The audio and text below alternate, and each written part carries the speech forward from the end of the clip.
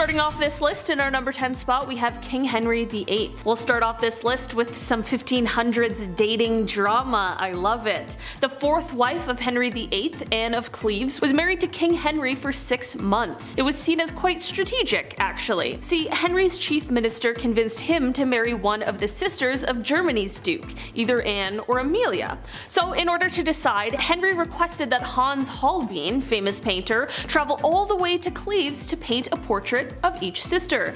This is like ancient Tinder. It's wild. This man compared portraits for a few days and then finally chose Anne because every man praiseth her beauty. He even compared her to a silver moon. I've never heard Taylor compare me to the silver moon, so it seems like he's gonna step his game up. So eventually a treaty was signed, and a few weeks later Anne arrived to England. Henry was beyond upset because when she arrived, she apparently looked nothing like the portrait.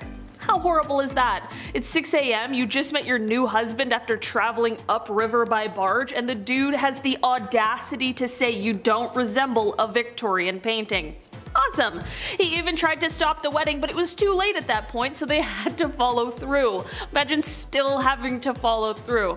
On January 6, 1540, their marriage was official, but soon after Anne gladly accepted the divorce, then lived as the king's sister peacefully until her death in 1557. Historians believe that it was cancer. In our number 9 spot today we have King James. Before I dive into this one, guys, don't forget to hit that thumbs up if you're enjoying the video. It does really help us out. Not to be confused with LeBron James, this is a different king. In an official 16th century medical book, the actual medical advice at one point was to not bathe. Quote, "Use not baths or stews, nor sweat too much, for all openeth the pores of a man's body, and maketh the venomous air to enter, and for to infect the blood." First of all, why is every shred of medical knowledge from the past always written in riddles? God forbid you have bronchitis in the 16th century, a doctor would be like, "Ah yes, just a drop of ale and a witch's flick, you'll be well on your way." Like, bro, I have pneumonia, please help me. They thought that taking a bath would make you sick, so King James IV apparently just never took a bath, and his hygiene was so bad that he would sometimes pass on lice to others just by being in the same room as them. Even if he was in a room hours prior, but he would give you lice. Doesn't help that the guy had long hair. Guy's got Steven Tyler hair. It's like a lice lunchroom in here. Lice would emit off of this man. Margaret Tudor was married to King James IV. That must have sucked. So itchy. In our number 8 spot today we have King George V. When was the last time you saw a stamp? I haven't seen a stamp in months, but King George V? But he loved stamps. Maybe a bit too much. It was taking many hours out of his days, even when it shouldn't have been a priority at all. King George V continued to collect stamps during World War I. Everybody is trying to stay alive. George is just licking stamps in the library, adding them to collections.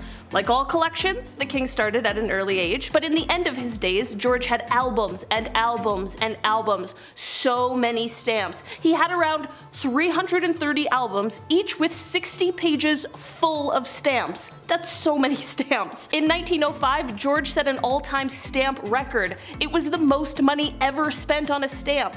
The man dropped like 220,000 on one stamp. That's some Logan Paul shit. So naturally, he was nicknamed the King of Stamps, or rather, the King of Philately. That's the official term for collecting stamps. Some stamp jargon for ya. There you go. Welcome to Bumblebee. We're learning. Smash that thumbs up. In our number 7 spot today, we have King Rudolph II. The Holy Roman Emperor from 1552, he was known as a collector. Some princes collect stamps, others collect zoo animals. A little more badass if you ask me. His castle was home to lions, tigers, and orangutans, so good luck getting a full 8 hours of sleep. He also collected human artifacts. So yeah, it's a bit odd, isn't it? Imagine having company, don't step in lion crap, and also don't mind the jars of eyes. Cheers! King Rudolph II, he's quite important in history. He supported the scientific revolution quite a bit. He also poured tons of money into astrology, so he was into cool stuff too, besides the kidneys and kangaroo collections. In our number 6 spot today we have King George IV. Voted as England's worst king by historians, let's do it! King George IV was too invested in his intimate conquests. He was focused on all the wrong stuff, and he was also just horrible about it. This king tried everything to get a woman to sleep with him. He would throw tantrums if a crush wasn't interested, and sometimes he would threaten to end his own life if he didn't get their attention. Super creepy, because on top of the lengths he would go to just to get some time alone, he also kept some of their hair after the dirty deed was done. Yeah, he would ask everybody he slept with for a lock of their hair. Back then it was kinda common for lovers to keep locks of each other's hair, but George's collection was alarming because of just how many locks of hair there were. After the king died, his brothers found 7,000 envelopes, each with a lock of hair. Just envelopes of hair. The collection was, quote, enough to stuff a sofa. This insane collection is now in a museum in Scotland, so check that out if you want to feel sick. In our number 5 spot today we have Christian VII. Christian. An ironic name for what I'm about to tell you. The young prince that couldn't keep his hands out of his pants. Let's mention him. Christian VII of Denmark, he was, as I said, a wee young lad, and of course a wee bit spoiled. Very comfortable with his body though, I'll say. More often than not, he would just have his hands in his pants. Middle of dinner, passing food around to his family, alternating hands in the pants to hands on food. This should have been number 1, now that I think of it. What a little shit. It's unknown, but historians believe maybe he was a wee bit mad. Who's to tell? Either way, don't touch the rye bread, Christian. Thanks so much. In our number 4 spot today we have King Henry VIII. Of course we have to talk about Henry VIII, he's pretty bad. Henry VIII was the King of England from 1509 to 1547. He's been married a handful of times and they all went south. When Henry married Catherine Howard, he was 49 and Catherine was a lot younger. Classic 1500s stuff. After the two were married, Henry was not the same as he was when they had met. He had since received a nasty jousting wound to the face, was gravely overweight, and never wanted to do anything with Catherine. So Catherine, of course, just wanting some shred of a life, and being, again, quite young, decided to look for love. Well, God forbid. God forbid you try and have a life in the 1500s. The young queen was accused of having an affair and was publicly and horribly taken out in the courtyard. She was accused of cheating before they even got married, and in turn, lost her head. Horrible times. In our number 3 spot today we have Don Carlos. Prince of Asturias in the mid-1500s, the Spanish prince who just enjoyed being the worst human alive. Back in the mid-1500s, the eldest son to King Philip II of Spain was a horrible person. Now, it's been noted that he was born with a hunchback and one leg was shorter. Historians like to bring that up first, and how maybe he had the odds against him physically. That sucks on one hand, but it's how you deal with it and how you deal with others that shows what type of person you are, let alone leader. Don Carlos was made hero of the opera by his dad, Philip II of Spain, so right off the hop, easy promotion. All about who you know. Don Carlos would hurt people a lot. He would hurt animals for fun as well. As a true crime enthusiast, you know that's a red flag. According to historians, Don Carlos once made a cobbler eat a pair of boots because he didn't like how they looked. He made somebody eat a pair of boots. We're not gonna feel bad for Don Carlos on Bumblebee today. No sir, he was set up to marry Elizabeth of Valios, the eldest daughter of King Henry II, but after a few hours with the man, she decided there's absolutely no way in hell, so she married his father instead, King Philip, in 1560. In 1564, a few brides were lined up for Don Carlos, Mary Queen of Scots, Margaret of Valios, and Anne of Austria. When Carlos was plotting to take out his own father, he was caught and imprisoned in solitary confinement until his death 6 months later. In our number 2 spot today we have the personal sheet changer. I can't tell if this is the worst job to have or the best. Here we go. Royals have been sweating constantly about people trying to take them out. Taylor's mentioned Boy Jones on here a few times. That guy that stalked the queen. It's terrifying. People are terrifying. Boy Jones would go through the queen's drawers. Big ew. So historically, the royal family would try their best to anticipate an attack, be as safe as you can be, like the kissing sheets for example. Have you ever heard about this royal position? A great deal of monarchs hired taste testers to make sure nobody poisoned them, and they also had a guy get tucked in the king's sheets. I would much rather have the latter. King Henry VIII hired somebody to make sure his bed wasn't poisoned, so you were required to make the king's bed every morning, but you also had to rub all the sheets down before bedtime. time. You'd have to kiss the bed sheets to make sure that they weren't poisoned. Sleep tight, all safe here. Don't mind the bad breath on all of your pillows. You're safe though. Alright, time to clock out for the day. Clothes as well, that was touched. Maybe not kissed, but for sure touched. Guys wearing my clothes in my bed, no way I'd rather get poisoned. Take my jeans off. In our number 1 spot today, we have King Louis XIV. We gotta talk about perhaps one of the worst sights to see in the royal household. Back in the olden days, enemas were the talk of the town. Rather, the palace. Like most things in the 1400s, only the rich could afford the enema supplies, specifically King Louis XIV. Guy loved enemas. It is believed that over the course of his life, Louis XIV received thousands of enemas. In just 1 year, Louis received 212 enemas. He would always take it a step further, and dare I say a step fancier, by using almond milk. Imagine being married to a guy and he pulls out the almond milk. Like, not again, Louis, come on. I just ate, man. No. Number 10. King Edward VIII. Directly after his father died in 1936, King Edward VIII took the throne, right? That's pretty normal. But the tides quickly turned when, less than a year later, he renounced his position. Now, this was of course a huge scandal right off the bat. This is not something that's taken lightly in the royal family. Turns out the woman responsible for stealing his heart was that of Wallis Simpson, America's socialite who had already been divorced once before and was at this point working through her second divorce. So you can only imagine how everybody reacted at that point, right? Oh, how dare she? His proposal to Simpson, of course, caused social and political backlash. The Church of England wasn't so chill with Edward marrying someone who had already been divorced. Yeah, they're not really okay with that. So Edward was forced to abdicate. Yeah, he had to, right, for love. Edward and Simpson then tied the knot in 1937, and they stayed together until Edward's death much later in 1972. Sliding into royal DMs right off the hop. Okay, we're in for a treat. Number 9, dark predictions. Of course, in recent years, the royal family has seen a change that many didn't really expect. When Harry and Meghan chose to renounce their royalty status, speculation began that this could be the beginning of the end for the monarchy. People only fueled their fire with questions, and also, somebody may have called it. Yeah, Nostradamus, he may have predicted this entire event. One of his predictions literally reads, "At the end of the war, the great powers change. Near the coast are born 3 beautiful children. They will ruin the town when they come of age, they will change the kingdom, and they will not see it grow anymore." Now, Harry is only one of 2 children, so I'm not sure if the, quote was talking about him and his siblings, or if it has more to do so with some other royal family members, but either way, there's some people who take Nostradamus' words very, very seriously out there, so I had to include it. Maybe there's something there, I don't know, maybe there's something we haven't quite breaking down yet. That's why we need National Treasure 3, maybe this is the plot. Number 8, King Henry II. While we're on the topic of him, could Nostradamus have actually predicted the death of King Henry II? Because if he did, that's pretty curious, I'd say. Never used the word curious in my life, but I'm like, you know what, that's curious. King Henry II was actually a personal acquaintance of the prophet himself. That'd be kind of cool, being friends with Nostradamus. I'd be like, hey, how does Game of Thrones end?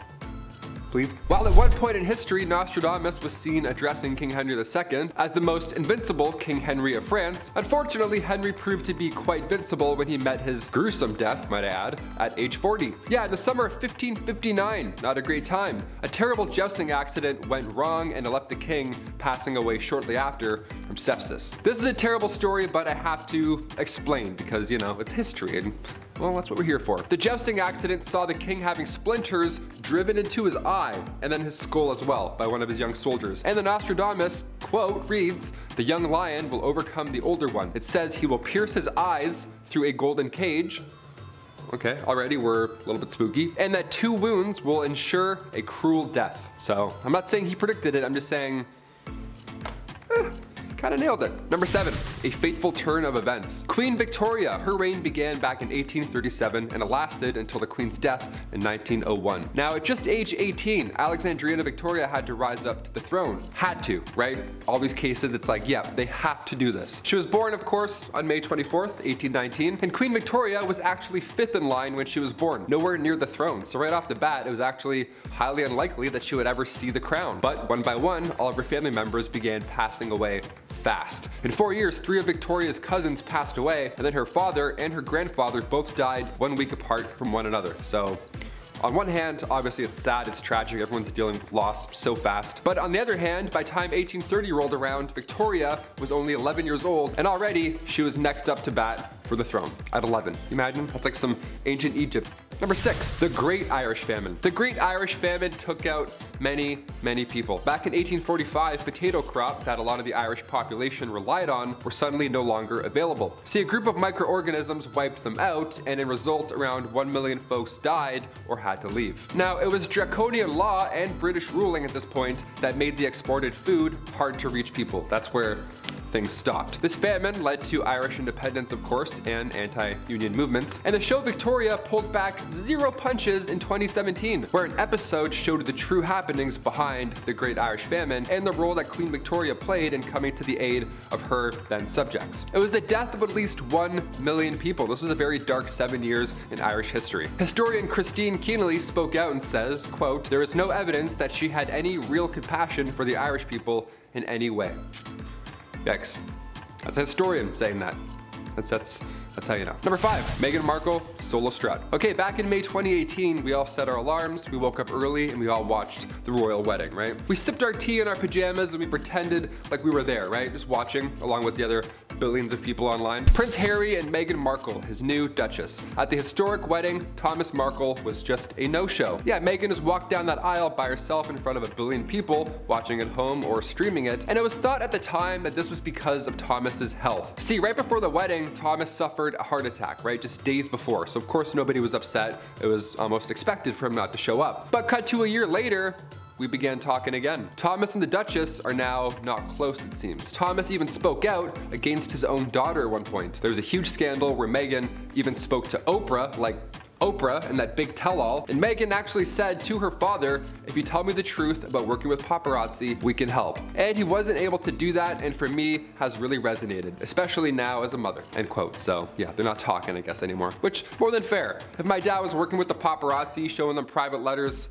I'd be a little pissed too. There's no way though, the guy can't even unlock his email, let alone sending one? No way. Number 4, Prince Charles and Princess Diana's divorce. Prince Charles, the oldest son of the Queen, straight up admitted to having an affair with Camilla Parker before his divorce from his first wife, of course, Princess Diana. Imagine having this is crazy. A princess? You cheated on a princess? That's insane. So in turn, Princess Diana addressed the relationship and what's happening during, you know, that famous 1995 interview with BBC. She couldn't have said it better, if I'm being honest. Diana said herself, quote, "Well, there's 3 of us in this marriage, so it was a bit crowded." Yeah, end quote. There's no better way of putting it, I think. It's a pretty baller way of saying it. I don't know. I haven't said baller in like 13 years, but I'm like, you know what? That's a baller move. It's pretty gangster. Diana also said she was in love with riding instructor Major James Hewitt during her marriage to Charles, so everybody was busy looking other directions, it seems. Diana and Charles divorced in 1996, only 1 year before her tragic car accident. Now later in 2005, Charles ended up marrying Camilla. Has anyone seen Spencer? Kristen Stewart looked great in that movie, and now I want to watch it. Is it worth the watch? Let me know in the comments. I didn't see it go to theaters or anything. It kind of snuck by me. I was sleeping on all the good ones. Number 3, Prince Harry costume party. YouTube isn't a fan of some words, specifically one word that rhymes with Yahtzee, and it goes deep with history, as you could assume what I'm talking about. But with this being one of the biggest scandals, I have to bring it up, right? The Duke was always referred to as a bad boy, right? He was the bad royal, the bad boyle royal. I don't know, I'm trying new shit here. But just how deep did these incidents cut? Well, before he settled down with Meghan in 2018, Harry had to issue a public apology back in 2005 because, whoops, somebody got photos from a costume party, and a few of them were in poor taste. Did the royal dress up as the Beast from Beauty and the Beast? No. No, he did not. Did he dress up like a witch? Like a little witch, maybe with a nice witch broom? No. None of that either. No, photos leaked of him wearing World War II German soldier gear. Yeah, I can't say too much, but it was even equipped with an armband, a very bad armband. Again, I can't say too much, you know, nor will YouTube allow us to show too much, but you understand what I'm trying to say. You remember. It was poor taste. He could have dressed up in any way he wanted. He's a literal prince. And he does this?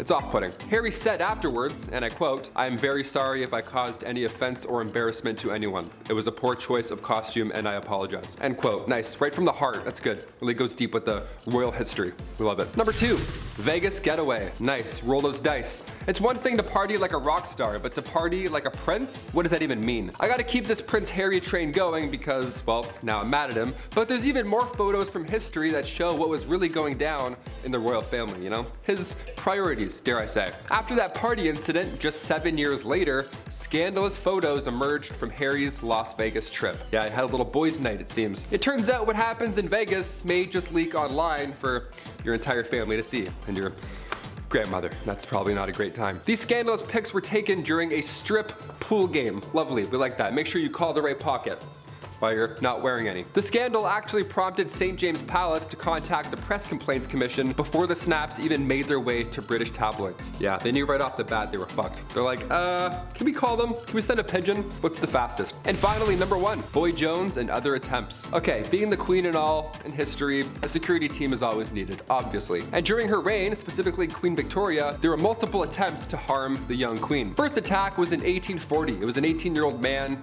named Edward Oxford, and he fired towards the Queen's carriage. When Edward was accused of high treason, of course, afterwards, he was actually found not guilty due to, you guessed it, insanity. A couple years later, in 1842, it happened again. This time, 2 men fired at her, both also missed. In 1849, her carriage was attacked by William Hamilton. In 1850, as the carriage was passing the gates of Buckingham Palace, Robert Pate, a retired soldier, might I add, ran up and hit her with his cane. Victoria was okay, luckily, but of course she was shook. Then these incidents kept occurring again in 1842, 1849, and 1872. Attempt after attempt after attempt. But then things got a little worse and, dare I say, a little bit more weird. If you haven't heard of Boy Jones or anything that happened there, I saved it for last because it's so horribly creepy. A teenager stalked the Queen back in 1838 until 1841, and his name was Edward Jones. Edward Boy Jones. This guy somehow managed to break into Buckingham Palace more than once, right? Before Assassin's Creed came out, no idea how we thought of this. Guy just knows a route in, and he would break in and would hide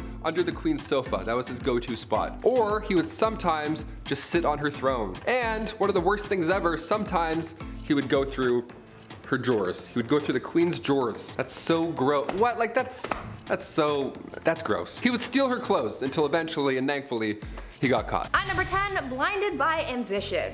I don't know about you, but I think my favorite part of these queens lists is learning about all the wild and crazy things that queens did to keep or acquire power back in the days of old. Like, these gals were absolutely ruthless, and they weren't afraid to absolutely body anyone who stood in their way. We've heard about queens taking out enemy tribes, their husbands, and even their own family members. This all sounds like a round of Call of Duty when you're the last one on your team and you're just murking everyone in sight trying to save your own skin. Let's talk about a queen, or rather empress, who was so desperate for power that she ended up killing her own son. Irene of Athens was an empress from the Byzantine Empire who ruled from 797 to 802 CE. She started her reign as co-ruler alongside her son, Emperor Constantine IV. Though it started as a good old family business, you know, saving people, hunting things. Not really. Things went south as they normally did back then. Irene wanted all the power to herself, and so she sought out to eliminate her competition, her own son. Irene lured her son into the very room that he was born in and gouged his eyes out. Like, ma'am, this is not ice cream. You can't just scoop eyeballs out and make a sundae out of them. Thank you. That's not how that works. Constantine ended up dying as a result of his injuries, and since his own heir had passed away earlier that year, the transition of power ended up going to Irene, who became emperor. Yes, emperor, not empress, because she was the sole ruler, making her the first woman to do so. Number 9. Topless duels. Yeah, you heard me. Hungarian Princess Pauline von Metternich was married to Prince Clemens, but she was born in 1836 and she had to marry her uncle when she was 20 years old. So, surprise, surprise, she was unhappy. Who knew? Weird, right? Since the marriage began, her husband was involved in numerous affairs. He liked going after actresses or singers, anyone glamorous or hot or cool. He barely paid any attention to her. That is until, you know, she started to have fun, live a life maybe. Yeah, once she got over this gross prince, she had a great time. She drank, she smoked, she partied, she defied convention, but most notably, her duel in the summer of 1892. She challenged another royal, a countess of the matter, to a duel in nothing but a corset. Now to this day, it's not yet determined who exactly won this duel, this corset poke-off, but a princess dueling in the dark after some drinks, that should be a musical, not Frozen. Get out of here. At number 8, no side bays. A bad relationship can really mess you up. Anyone who's been through a bad breakup can tell you that. Not as many people carried that pain with them as much as Catherine de Medici did back in the day. Her didn't even begin to describe how she felt, and she really embodied the pain that she was feeling after having her heart broken. She basically turned into the type of person that was like, if I'm not happy, no one else is gonna be happy either. Catherine's husband, Henry II of France, had a mistress, and Catherine was well aware of it. They had been having an affair for basically the whole time Catherine was married to Henry, and he loved his mistress more than he ever loved his wife. When Henry was on his deathbed, his final request was to see his mistress one last time, and as a final F you to her husband, not only did she deny the mistress from visiting Henry, but she literally made him die alone with no one by his side when he kicked the bucket. On top of this hatred towards her husband though, Catherine was also an absolute B-word to her daughter as well. Catherine would fight her daughter over her romantic affairs. I guess she didn't want her daughter to be like her father. Either way, Catherine got so mad about one of her daughter's affairs that when she found out about her lover, she locked her daughter away in a castle and never saw her again. Talk about a serious grudge. Number 7. 2 for 1. When you're deemed the most beautiful woman in all the realm of England and the most loving, well, odds are you're going to need 2 husbands. All that love to give, it only makes sense. Joan of Kent was named as such, and at the age 12, so gross, she was married for the first time. She fell in love with a knight named Thomas Holland. Yeah, she dated Tom Holland, the knight Spider-Man guy. That's great. He was 26 and she was 12, still gross, but they got married in secret. She knew her parents wouldn't be on board. He was broke, and yeah, he was also 26, so for obvious reasons it had to be a little hush-hush. Even in royal standard, that's a bit odd. After the wedding, Thomas had to go off to war, and he wasn't gone for too long before, well, she remarried. The son of the Earl of Salisbury slid into her DMs, and Joan thought Tom Holland's Spider Knight was dead. Well, Thomas returned, like he did in Endgame, but there were legal issues now. Ultimately, Joan and Thomas got together and had 4 children, but after Thomas did die, Joan became the first ever Princess of Wales. So if you love someone, just, marry them. Even if the other person's still just over there, just marry them both, see what happens. At number 6, apple of his eye. I feel like this queen I'm about to tell you about needs to have her own movie made about her or something, because the things she did for power were almost unbelievable. I would say that I would want to be her when I grow up, but she's kind of responsible for the deaths of a lot of people, and that's not really something that I'm striving for, But she did have a lot of determination. I will give her that. Isabella was married to King Edward II of England, and though she was quite the catch, Isabella wasn't really all that jazzed about him. She was like, meh, I guess I'll be your wife, even though back then she really wouldn't have a choice in the matter anyway. Anyways, after 10 years of marriage and the birth of an heir, things seemed to be relatively okay between the king and queen. That is until the king started getting all buddy-buddy with his friend Hugh Despenser, who was a much hated noble. Very hated. Hated numero uno. Isabella didn't like the bromance that was forming, and she was like, no, the only person who gets the king's attention is me. So she rallied the support of the other nobles, banished the Despenser family, burned their castles to the ground, claimed their possessions, and killed anyone who supported the disgraced family. After all of that went down, she took refuge in the Tower of London, where she met a prisoner whom she smuggled to France. Then she got her husband to bring their son to France. And from there, with the support of the nobles and the common people, she was able to defeat her husband and the Despensers, and became Queen Regent until her son Edward III came of age to become king. After all of that, she finally got her way. I hope she slept well that night, because she did the most. Number 5. Rebel Princess. Princess Leia wasn't the only rebel, okay? Princess Margaret partied with rock stars during the 60s. The Queen's younger sister was known as the Rebel Princess. She was seen for years and years as this, well, bad. She passed away in 2002, but even to this day we're trying to piece together her love life. Pablo Picasso actually wanted to marry her at one point. How fun is that? Also, side note, I didn't realize how recent Pablo Picasso died. That was alarming to find out. Guess my whole life's a lie. Her wedding was the first to be aired on TV. That's quite a big deal. The first televised royal wedding took place on May 6, 1960. In 1968, just 8 years after, word had spread that the princess had an affair at a nightclub with pianist Robin Douglas Home, who only a year and a half later took his own life. Adds a lot of mystery there. Then come 1973, the paparazzi got photos of her with a landscape gardener on her private island. One of the more unusual facts surrounding Princess Margaret was that she was cremated, believe it or not. She had chosen to break tradition so that her ashes could be shared in the same tomb as her father. How sweet is that? These acts are unusual when it comes to royalty, but Margaret also supported more than 80 charity organizations. But even then, media still focused on her love life.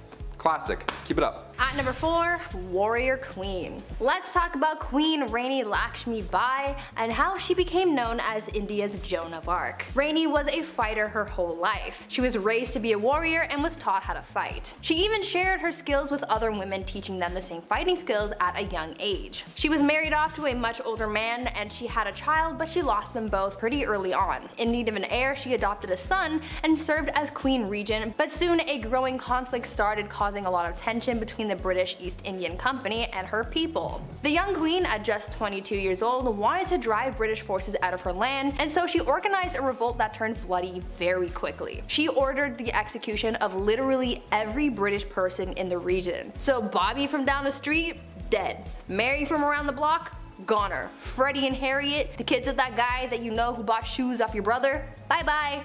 Gone. Rani killed every man, woman, and child in the area. But it still wasn't enough to win against the British. The queen died on the battlefield and the British ended up winning the battle and the kingdom fell to the enemy forces. This queen was one of the bravest and most determined women in history, and she's still remembered as a hero. Number 3. Chilonis. The reason we look at princesses like Margaret and say she was a rebel is because most of the time these marriages are chosen. Well, rather, women are forced to marry some gross fat dudes. And while he's cheating and eating lobster, the wife has to have his kids and be dutiful. So for the Spartan princess from the 3rd century, she too was forced to marry Chilonis, this older, horrible man. He was so horrible that he wasn't even allowed to have his father's throne. That's how bad he was. He was in the family and still they're like, no. So Chilonis thought, this guy sucks, the system sucks, I'm gonna go talk to the much more pleasant Architatus, son of King Ares I. Around 272 BC, both these guys, both her lovers, went to war with each other. Drama. How about the tea on that? Chilonis was preparing to hang herself in case her husband won. That's horrible. Now luckily he lost, therefore the princess this time around did really live happily ever after with her other man. That's like an R-rated version of Shrek 2, what I just said. I can't believe people had to go through this in real life. That's horrible. At number 2, toxic cosmetics. The price of beauty is pretty steep. These days people spend hundreds and hundreds of dollars on makeup to make themselves feel beautiful, but back in the day makeup not only cost a pretty penny, but it also cost some serious health concerns. Cosmetics were made of a lot of questionable ingredients that you probably wouldn't find in today's products, but for people like Queen Elizabeth I, she didn't care what she was putting on her skin so long as she not only looked like a snack, but the whole damn meal. Yeah. Elizabeth had pitting in her skin from when she contracted smallpox at the age of 29, and back then, having blemished skin was a sign that God was a little cheesed with you, or that you were having some wild thoughts like thinking about the sexy time ooh. It was thought that these thoughts bubbled up from your no-no square up to your face and showed everyone that you were sinning. Anyways, to cover up the blemishes, Elizabeth wore a lot of makeup, like her version of foundation, but the ingredients were really just making things worse and not better. The foundation was made with a tincture of white lead ore, vinegar, and sometimes arsenic, hydroxide, and carbonate. To add some color back to her face after applying this pasty white mask, she'd powdered cinnabar to her lips and cheeks, but this was pretty dangerous because it contained mercury. She did this every day, and as you can imagine, it wasn't good for her health at all. Imagine absorbing all of those chemicals through your face on a daily basis. Not cute. And finally, number 1. Are you not entertained? Back in the late 1800s, the name Clara Ward would stir up a conversation. She was famous, really famous, for all the wrong reasons, of course. All it took was her bumping into a European royal and Bob's your uncle. Since birth, Clara was born into money. She didn't even need a royal husband. She was born into a wealthy industrialist family. She would sometimes visit the family mills, you know, to make it look good and kind of be like, hey, how's everyone doing? Whatever, just casual visit. But on this one casual visit, she crossed paths with the Prince of Caraman-Chimay. He was there for trade, but when he left, he brought back a wife. Carry on. Also, meet my wife. Here she is. People were freaking out, obviously. A royal marrying a common American girl. Wow, how could you? She was the talk of the town. Unlike Meghan Markle, Clara loved to show off with her newfound wealth. Some loved her and her image, but others not so much. The marriage only lasted 6 years. Clara eloped with a Hungarian musician. Then after her divorce, she had to model to make a living rather than showing off for clout.